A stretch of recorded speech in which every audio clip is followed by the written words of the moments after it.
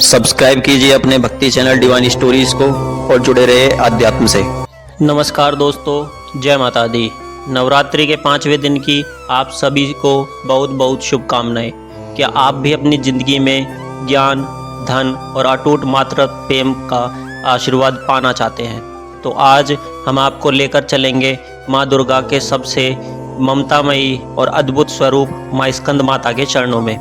आज के इस वीडियो में आप जानेंगे माँ स्कंद माता की संपूर्ण कथा, उनकी विधि और एक शक्तिशाली मंत्र।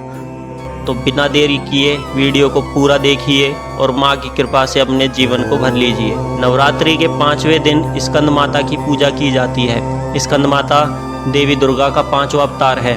स्कंद माता का नाम 2 शब्दों से मिलकर बना है, स्कंद व माता, और इसका अर्थ होता है स्कंद की माता।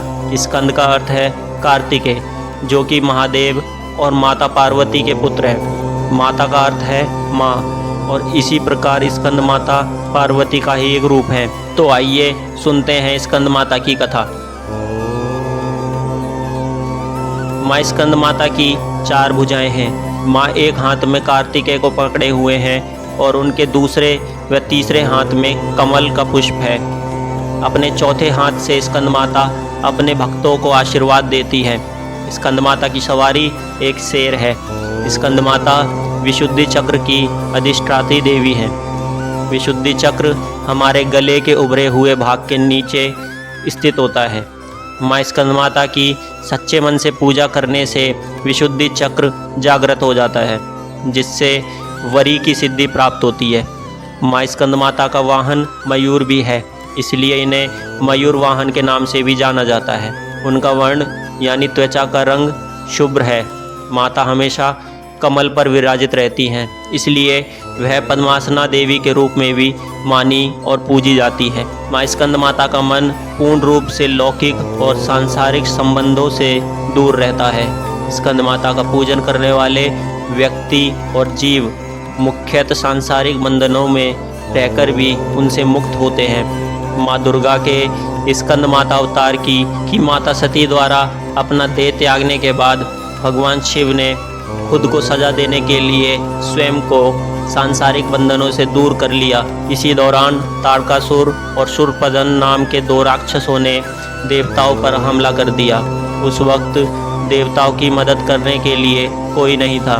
ताड़कासुर और शूरपदन नाम के दोनों राक्षसों को ब्रह्मा जी द्वारा यह वरदान प्राप्त था कि उन्हें मारने के लिए शिव जी की संतान को ही आगे आना होगा। उन राक्षसों ने चारों ओर कलह का माहौल बनाया हुआ था और अपने आसपास हर किसी को परेशान करके रखा था।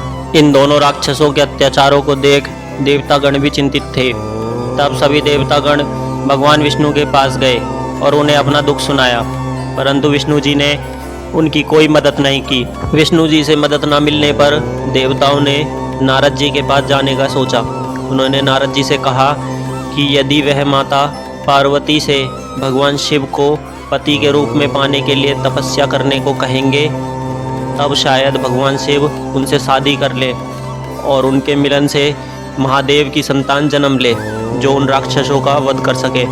इसलिए नारद जी के कहे अनुसार माता पार्वती ने भगवान शिव को पति के रूप में पाने के लिए घोर तपस्या की और उनकी भक्ति से खुश होकर भगवान शिव ने उनसे विवाह करने का निर्णय लिया। विवाह के पश्चात माता पार्वती और भगवान शिव की ऊर्जा से एक बीज का जन्म हुआ। बीज के अत्यधिक गर्म होने के कारण उसे अग्निदेव को सरवाना नदी में सुरक्षित रखने के लिए सौंपा दिया गया। अग्निदेव भी उसकी गर्मी सह नहीं पाए, इसलिए उन्होंने उस बीज को गंगा को सौंप दिया, जो उसे आखिर में सरवाना झील में ले गई, जहां माता पार्वती पहले से ही पानी के रूप में मौजूद थी और उस बीज को धारण करते ही वह गर्भवती हो गई। कुछ समय पश्चात कार्तिकेय ने अपने 6 मुखों के साथ जन्म लिया। कार्तिकेय के जन्म के बाद उन्हें ताड़कासुर और शूरपद्म का विनाश करने के लिए तैयार किया गया। सभी देवताओं ने मिलकर उन्हें अलग अलग तरीके का ज्ञान दिया और राक्षसों से लड़ने के लिए उन्हें महत्वपूर्ण शस्त्र भी दिए। आखिर में कार्तिकेय ने सभी राक्षसों का वध कर दिया। इसी कारण माँ दुर्गा को स्कंद माता यानी कार्तिकेय की माता के रूप में जाना जाता है। स्कंद माता के मंदिर पूरे भारतवर्ष में कई जगह स्थापित हैं। लेकिन उनमें से बहुत प्रचलित उत्तर प्रदेश के वाराणसी में स्थित है। देवी दुर्गा के 5वें स्वरूप में स्कंद माता की पूजा की जाती है। उन्हें अत्यंत दयालु माना जाता है। कहते हैं कि देवी दुर्गा का यह स्वरूप मातृत्व को परिभाषित करता है। स्कंद माता कमल के आसन पर भी विराजमान होती हैं, इसलिए उन्हें पद्मासना देवी भी कहा जाता है। कहते हैं कि संतान सुख की प्राप्ति के लिए माता की पूजा के साथ ही उनके मंत्र की आराधना भी विशेष फलदायी होती है। आइए जानते हैं माता की आराधना का विशेष मंत्र। ओम देवी स्कंद माताए नमः अर्थात ओमकार स्वरूपी स्कंद माता, जो कि अपने भक्तों की समस्त इच्छाओं को क्षण भर में पूर्ण कर देने वाली है, उनके चरणों में बारंबार नमस्कार है। स्कंद माता की उपासना से बाल रूप स्कंद भगवान की उपासना स्वयं हो जाती है।